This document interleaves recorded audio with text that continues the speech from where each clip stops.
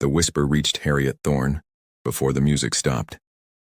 "Did you see? The Duke is coming this way." Her stomach dropped, not toward the glittering circle of debutantes, not toward her sister who laughed beneath the chandeliers like sunlight, toward the shadows. Toward her. Harriet pressed herself closer to the ivy-wrapped column at the edge of the Countess of Petton's ballroom.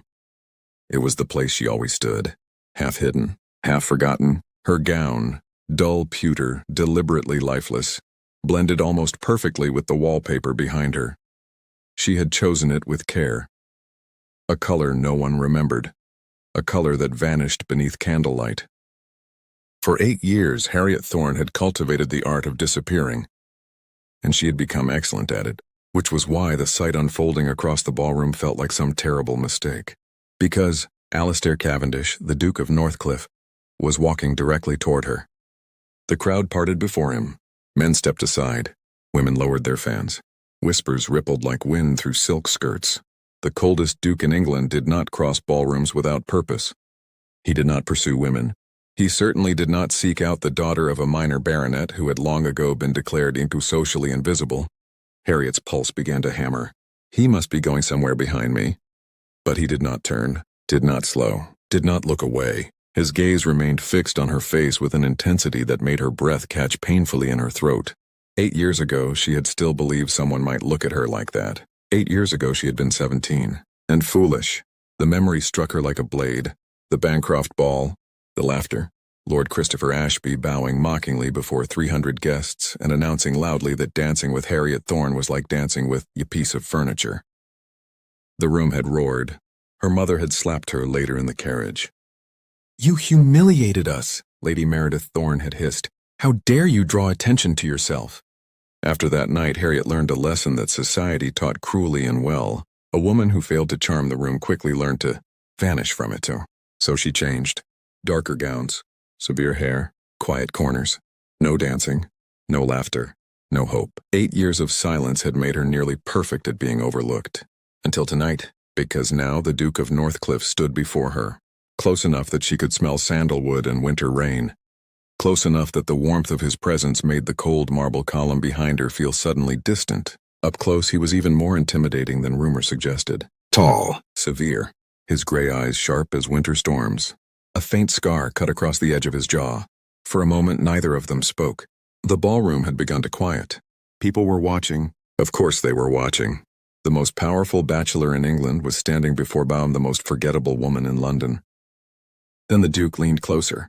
So close his voice brushed the shell of her ear. "I have always seen you." The word shattered something inside her. Harriet blinked. Surely she had misheard. "You're mistaken," she said quietly. Her voice sounded strange to her own ears, rusted from disuse. "I am no one, Your Grace." Something dark flickered in his expression. "No," he said softly. "You have never been no one." He straightened. And in one calm motion that caused 3 nearby ladies to gasp into their fans, he offered his hand. "Dance with me." It was not a question. Harriet stared at his gloved hand. She had not danced in 8 years. Not since the night laughter followed her across the floor like thrown stones. The orchestra began another waltz.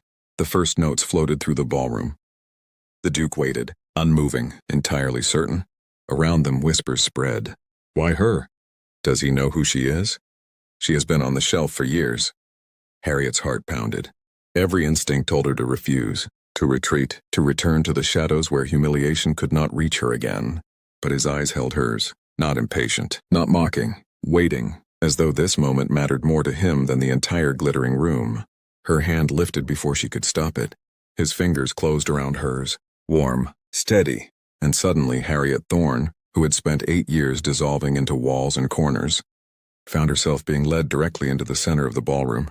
Gasps rippled outward. The Duke placed one hand at her waist. The other held her gloved fingers. His touch was careful, almost reverent. "Breathe," he murmured. She hadn't realized she'd stopped. "I cannot do this," she whispered.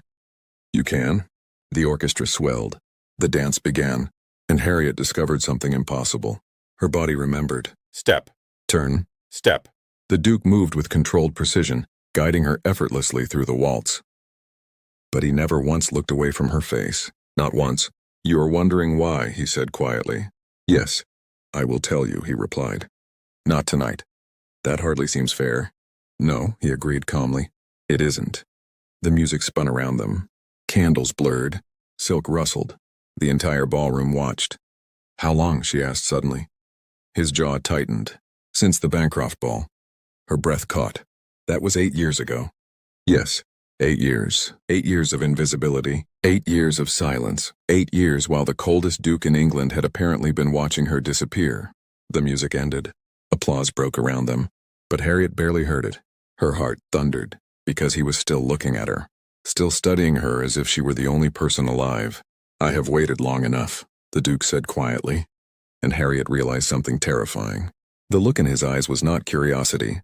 It was devotion. Harriet ran.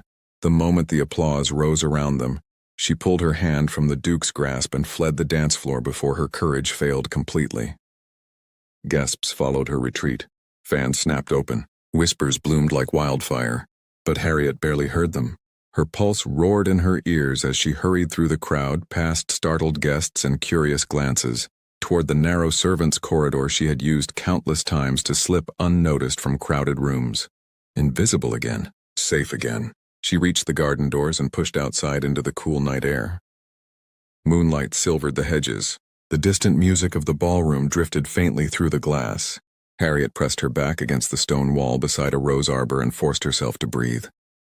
8 years. 8 years, he had said. It was impossible. Men like the Duke of Northcliffe did not watch women like her. They certainly did not wait for them. Her hands trembled. You run very quickly for someone who claims she does not dance.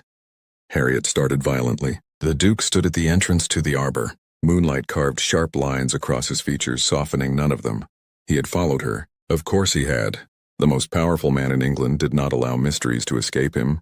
I apologize, he said quietly. I should not have overwhelmed you. You did not overwhelm me. She lifted her chin, though her voice shook. You frightened me. His expression softened, only slightly. That was never my intention. Silence stretched between them. Somewhere deeper in the garden, a nightingale sang. I must return inside, Harriet said quickly. My absence will already be noted. Yes, he agreed. But before you disappear again, there is something you deserve to know.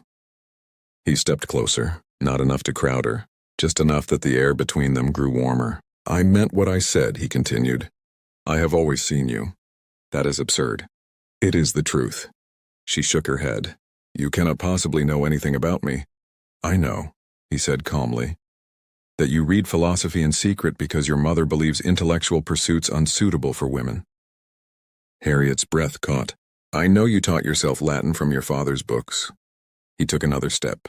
I know you manage your family's accounts because no one else in that house possesses the discipline to do so. Her back pressed harder against the stone. Help!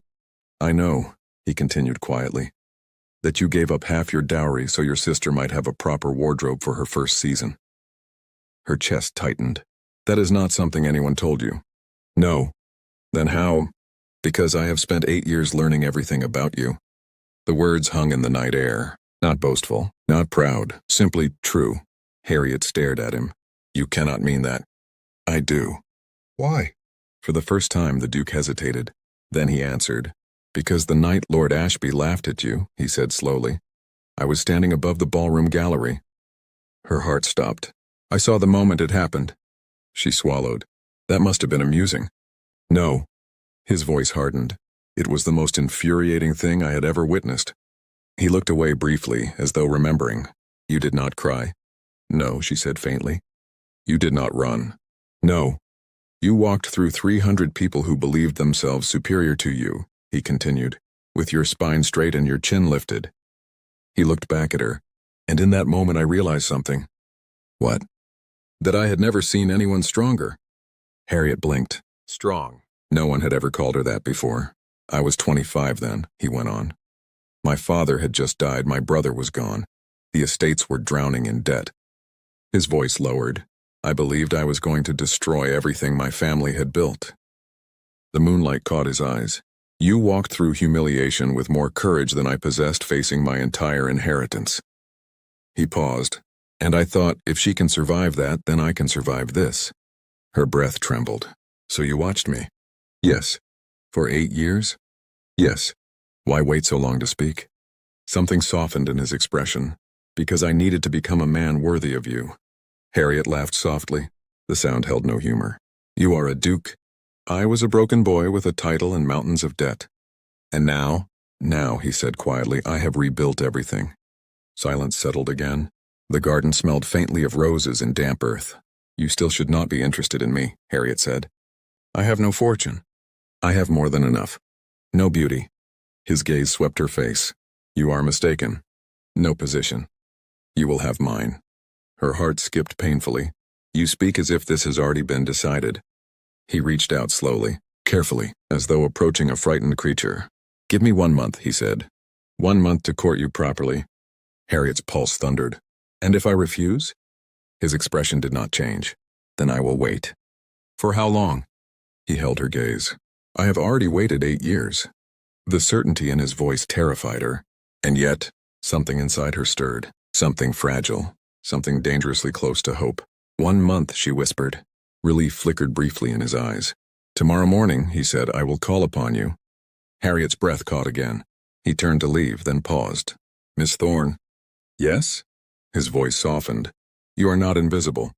She watched him disappear into the moonlit garden, and for the first time in 8 years, Harriet Thorne wondered if perhaps she had never truly been unseen at all. The Duke of Northcliffe arrived the next morning precisely at 11, not a minute early, not a minute late. His carriage, glossy black with the Cavendish crest blazing across the door, stopped before the modest Thorne townhouse with such dramatic finality that 3 neighbors immediately appeared at their windows. Inside, chaos erupted. The Duke, Lady Meredith Thorne repeated faintly. The teacup in her hand rattled against its saucer. Yes, my lady, the butler said carefully. His Grace requests Miss Harriet. The room fell silent. Dorothea looked delighted. Lady Meredith looked as though she had swallowed a lemon. Harriet simply stood there, stunned. He must be mistaken, her mother said briskly. Dorothea is right here. I am not mistaken. The voice came from the doorway, deep, controlled, entirely confident. The Duke of Northcliffe had entered the drawing room. Lady Meredith nearly rose from her seat so quickly she tipped the tea table. Your Grace. His bow was polite but minimal. His attention never left Harriet. Miss Thorne. Harriet felt suddenly aware of everything. Her plain gray dress, her tightly pinned hair, the fact that the most powerful bachelor in England was looking at her as if she were the only person present. My daughter Dorothea, Lady Meredith began eagerly. I have already met Miss Dorothea, the Duke said calmly. Dorothea curtsied, hiding a smile.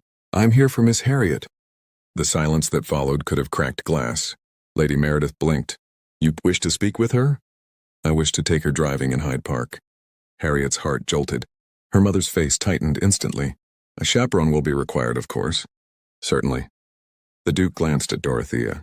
Miss Dorothea would be welcome to join us. Dorothea brightened. Lady Meredith looked faintly murderous. 10 minutes later, Harriet found herself seated across from the Duke in his carriage. Dorothea sat beside her like an enthusiastic conspirator. Outside, London rolled past in a blur of spring sunlight and polished carriage wheels. Inside, the air felt strangely electric. You truly came, Harriet said quietly. I said I would. That hardly means most men do. His mouth curved faintly. I am not most men. Dorothea leaned forward eagerly. I must say, Your Grace, all of London is speaking about last night. Is it? Oh, yes. She lowered her voice dramatically. They say the cold Duke of Northcliffe has finally chosen a bride. Harriet flushed crimson. That is ridiculous. Is it? Dorothea asked sweetly. The Duke watched Harriet carefully. I have chosen someone, he said quietly. Her pulse skipped. Have you? Yes. Dorothea gasped softly. Harriet tried very hard not to look at him. They reached Hyde Park moments later. The carriage stopped beside the tree-lined path. The Duke stepped down first and offered his hand. This time Harriet did not hesitate before taking it. The warmth of his fingers sent an unfamiliar tremor through her. Dorothea followed cheerfully. They began walking beneath the budding spring trees. You read Kant, the Duke said suddenly. Harriet blinked. Excuse me? Kant. Your copy of Critique of Pure Reason is heavily annotated. Dorothea stared. You read Kant? Harriet's ears burned. It was curiosity. I found your notes brilliant. She stopped walking. You read my notes? His expression remained calm. I borrowed the book. You stole my book. I returned it. Dorothea burst into laughter. Harriet stared at him in disbelief. You truly have been studying me. For 8 years. His tone carried no embarrassment, only certainty. She resumed walking slowly. You do realize that sounds rather alarming. Yes, and yet you say it so calmly. Because I have never lied to you. The path curved through the park. Birdsong drifted through the branches. Carriages rolled quietly along the road nearby. For a moment, the three of them walked in silence. Then Dorothea suddenly slowed. Oh dear. Harriet looked back. What is it? I appear to have twisted my ankle. The Duke's brow lifted slightly. Shall I call the carriage? Oh no, Dorothea said quickly. I will sit here on this bench until you return. Harriet blinked. You cannot sit here alone. I insist. Dorothea gave her a meaningful look. You and his grace should finish your walk. And before Harriet could protest further, her sister settled onto the bench with suspicious enthusiasm. The Duke watched the exchange with mild amusement. She is very loyal, he said quietly. Harriet sighed. Yes. They continued walking, now alone. The silence between them felt heavier. You are afraid, he observed. I am cautious. Because you believe this will end? Yes. He stopped walking. Harriet turned to face him. The sunlight caught in his gray eyes. Harriet, he said quietly. I did not wait 8 years to lose you in 8 days. Her heart stumbled. You speak as though the outcome is inevitable. It is. His voice softened. You simply have not realized it yet. And Harriet felt the first dangerous crack appear in the careful wall she had built around her heart. The crack in Harriet's carefully guarded composure widened 3 days later.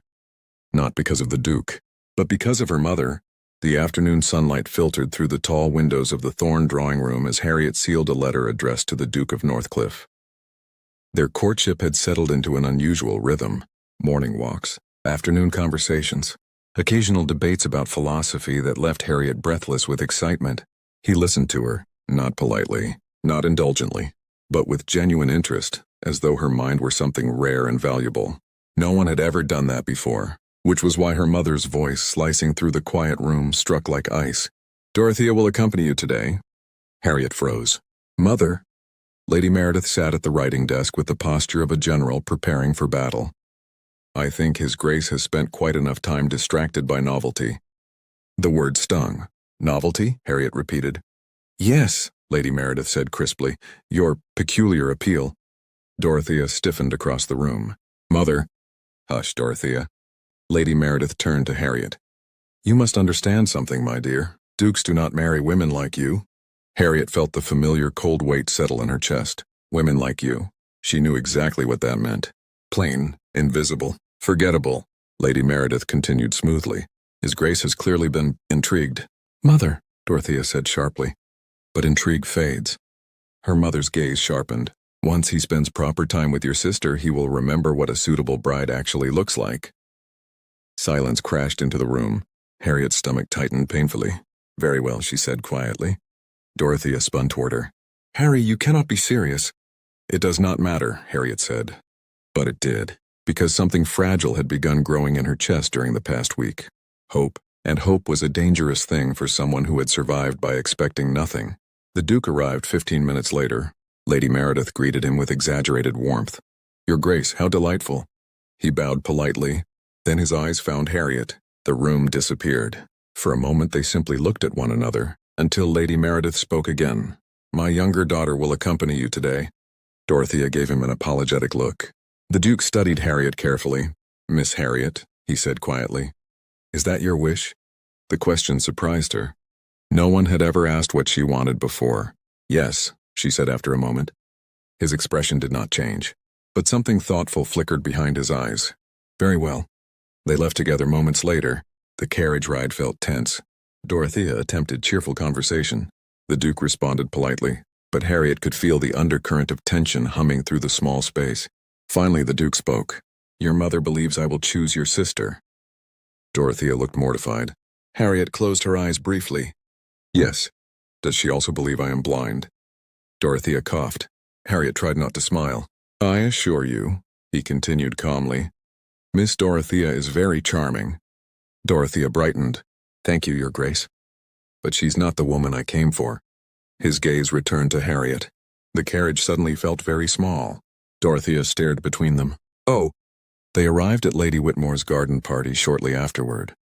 Spring roses filled the air with perfume. Guests wandered along gravel paths beneath flowering arches. And for the first time since their courtship began, Harriet noticed something unsettling. People were watching them. Not ignoring her. Watching. Studying. Whispering. The Duke walked beside her with quiet authority. His hand occasionally brushed hers. Each touch sent warmth racing through her, until another voice interrupted. "Miss Thorne." Harriet turned. Lord Henry Blackwood stood before them with a confident smile. He bowed. "Allow me to introduce myself." The Duke's posture shifted subtly. Protective. Alert. "Lord Blackwood," Harriet said politely. "I was hoping you might grant me a walk through the rose garden." Before she could answer, "Miss Thorne is already engaged." The Duke's voice was calm, but cold. Blackwood chuckled. "Surely you do not intend to monopolize the lady's attention, Northcliffe." "I do." The word fell like steel. The surrounding guests went silent. Blackwood's smile faltered. "That hardly seems fair." "Fairness," the Duke replied coolly, "is not a factor when it concerns Miss Thorne." Harriet should have been offended. She should have objected to being spoken of like something claimed. Instead, her heart raced, because the look in his eyes was unmistakable, possessive, fierce, and utterly certain. Blackwood muttered an apology and withdrew. The Duke exhaled slowly. "My apologies," he said to Harriet. "I should not have spoken for you." She looked up at him and smiled. "I rather enjoyed it." His eyes widened slightly. "After 8 years of being invisible," she continued softly, "it is strangely satisfying to watch someone defend my existence." Something warm flickered across his usually controlled expression. "You will never be invisible again," he said quietly. The certainty in his voice made her breath catch, but neither of them noticed the woman watching from across the garden. Lady Meredith Thorne. Her eyes narrowed, and slowly, a calculating smile spread across her face. Lady Meredith did not wait long to act. The following morning, Harriet found her mother seated at the breakfast table with an expression that made Dorothea immediately wary. Lady Meredith only looked that pleased when she believed she had won something. "My dear," she said smoothly, buttering her toast, "I have written a letter." Harriet did not like the sound of that. "To whom?" Dorothea asked carefully. Lady Meredith lifted her eyes. "To Lord Christopher Ashby." The name hit Harriet like cold water. For a moment the room spun. "You cannot mean that," Harriet said quietly. "Oh, but I do." Lady Meredith folded her napkin with elegant precision. "I thought it might be helpful for His Grace to hear the truth about your unfortunate debut season." Dorothea pushed back her chair sharply. "That was 8 years ago." "Yes," Lady Meredith said calmly, "which makes it all the more believable." Harriet's hands trembled. "What exactly have you told him?" "Nothing yet," her mother replied lightly, "but Lord Ashby remembers the evening very well." The memory returned like a bruise. The crowded ballroom, Ashby's cruel laughter, 300 people watching her humiliation unfold. "You know perfectly well what happened," Harriet whispered. "Yes," Lady Meredith said. "You embarrassed yourself." "That is not what happened." "Perception," Lady Meredith said coldly, "is what matters in society." Dorothea stood abruptly. "Mother, this is monstrous." "Monstrous?" Lady Meredith's smile sharpened. "What would be monstrous is allowing Harriet to trap the Duke of Northcliffe into marriage." Harriet's chest tightened. "You truly believe he is trapped?" "I believe," Lady Meredith said calmly, "that he will come to his senses soon enough." Dorothea stared at her in disbelief. "You would destroy Harriet's reputation to prove yourself right?"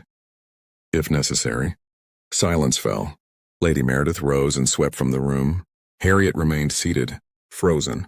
Dorothea knelt beside her chair. "Harry, we will stop her." Harriet shook her head slowly. "No." "Of course we will." "She is already too far gone." Dorothea's voice softened. "You must tell the Duke." Harriet swallowed hard. "No." "Why not?" "Because if my mother is right—" Dorothea grabbed her hand. "She is not right." But Harriet's old fears had already begun creeping back. The old whisper, the old doubt. "Women like you do not marry dukes." An hour later, Harriet made a decision. She hired a hackney carriage and gave the driver the address of Northcliffe House. The Duke was in his study when the butler announced her. He looked genuinely startled when she entered. "Harriet." He stood immediately. Something in her expression must have alarmed him. He crossed the room in 3 long strides.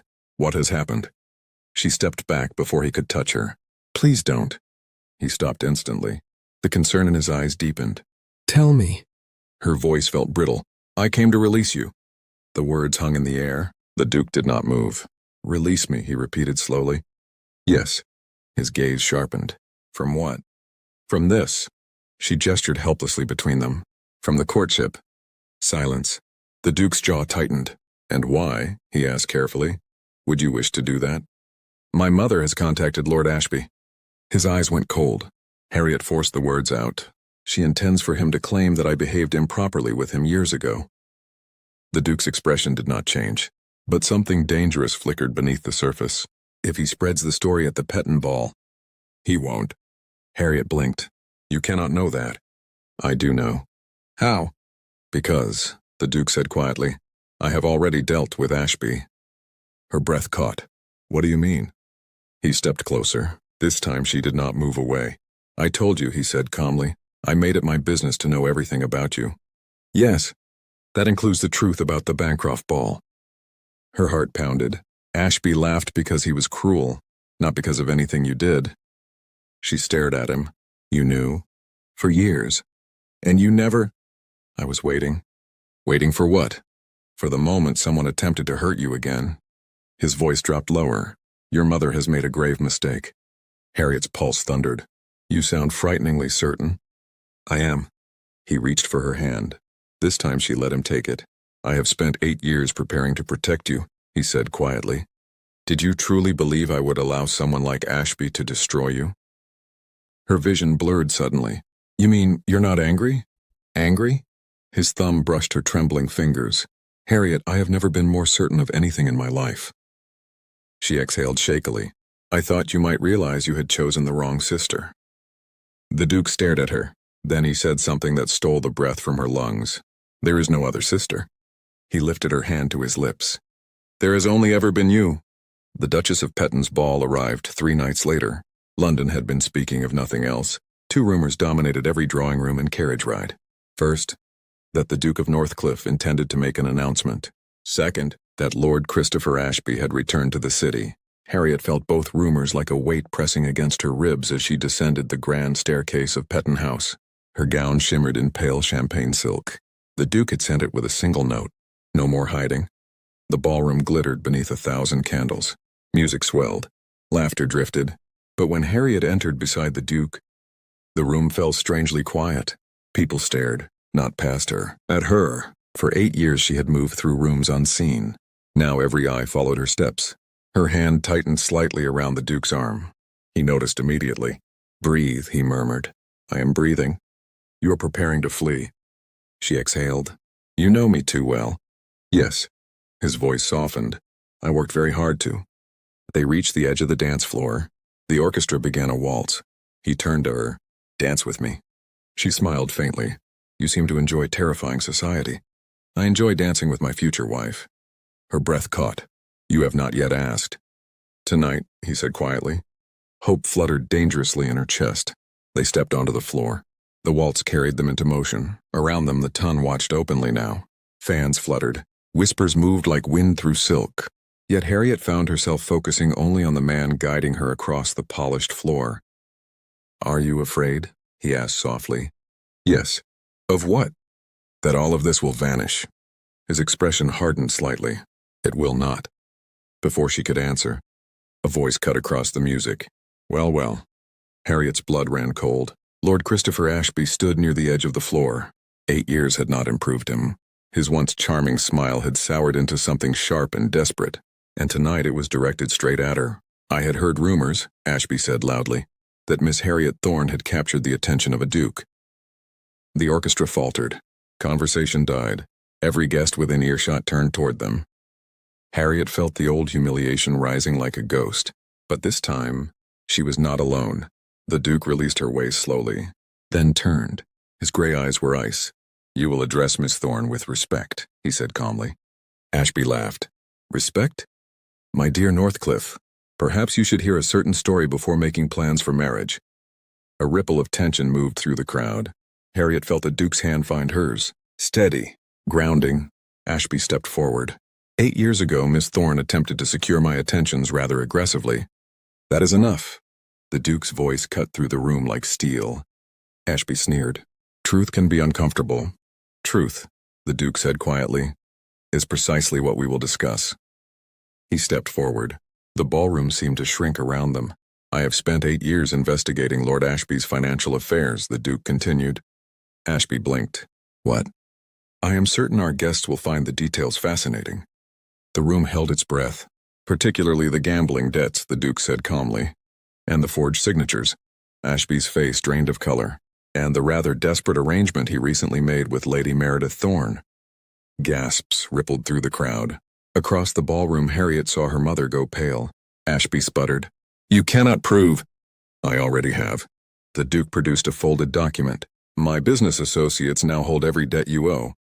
Ashby's voice shook. You wouldn't dare! I already did. Silence fell like a curtain. You have 2 choices, the Duke said quietly. You may apologize to Miss Thorne for the lies you intended to tell tonight. He paused. Or you may spend the remainder of your life in debtor's prison. Ashby's bravado collapsed instantly. I apologize, he stammered. The room erupted in whispers. Ashby fled the ballroom moments later. The Duke turned slowly. His gaze moved across the watching crowd, then stopped on Harriet. Something softer replaced the fury in his eyes. He walked back toward her, and before anyone realized what he intended, the Duke of Northcliffe dropped to one knee in the center of the ballroom. A collective gasp swept through the guests. Harriet's heart stopped. He looked up at her. I have waited 8 years, he said quietly, and I refuse to wait another moment. He reached into his coat. A small velvet box appeared in his hand.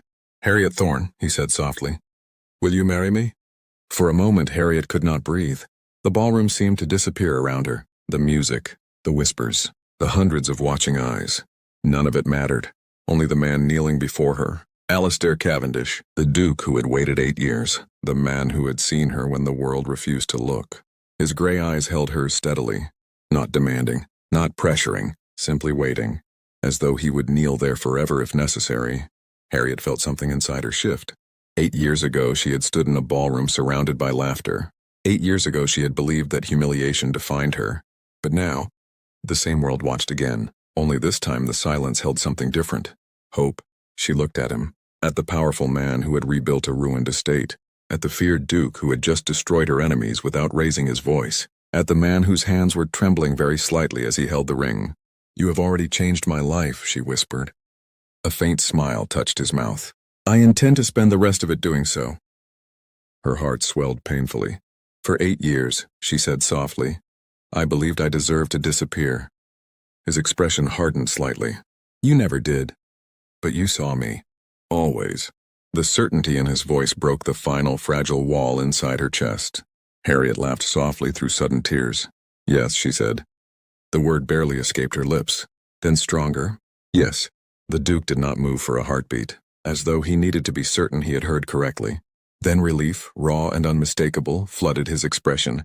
He slid the ring onto her finger. The diamond caught the candlelight and scattered it across the room like stars. The ballroom erupted into applause.